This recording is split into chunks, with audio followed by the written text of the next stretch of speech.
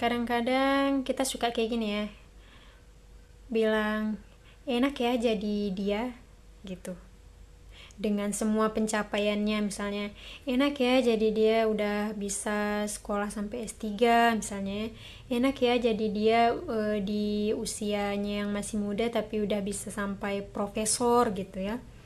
Atau enak ya jadi dia punya pekerjaan yang bagus, gajinya tinggi. Atau enak ya jadi dia dengan semua kenikmatannya kayak gitu ya. Tapi ya, coba ketika melihat nikmat pada orang lain, coba belajar untuk melihat sudut pandang yang lain gitu.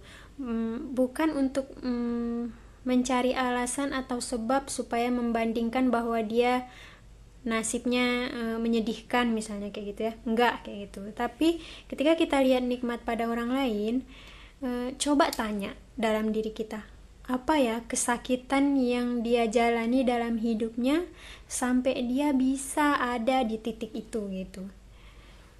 Tujuannya apa?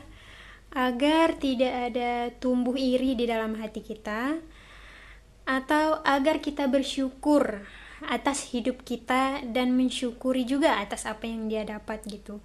Karena setiap orang yang mendapatkan kenikmatan dan kemudahan itu, dia udah melalui berbagai proses di belakang sana gitu.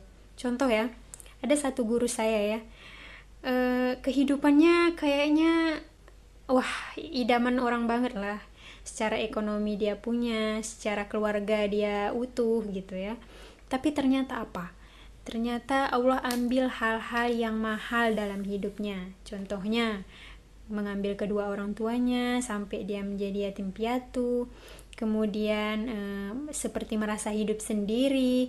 Kemudian dari muda harus berjuang soal keuangan gitu.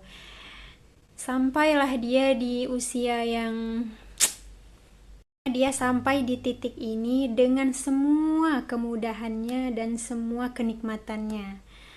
Dan itu adalah harga mahal yang harus dia bayar dengan kehilangan-kehilangan atau ujian-ujian di masa lalu yang dia jalani gitu.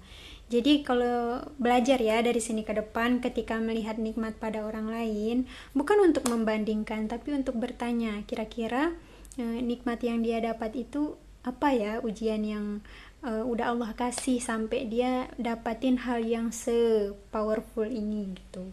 Supaya kita juga belajar dari kisah orang lain gitu, dari hidup orang lain, dari pencapaian orang lain gitu. Jadi kita melihatnya tidak sebagai sesuatu yang merasa bahwa enak ya jadi dia gitu.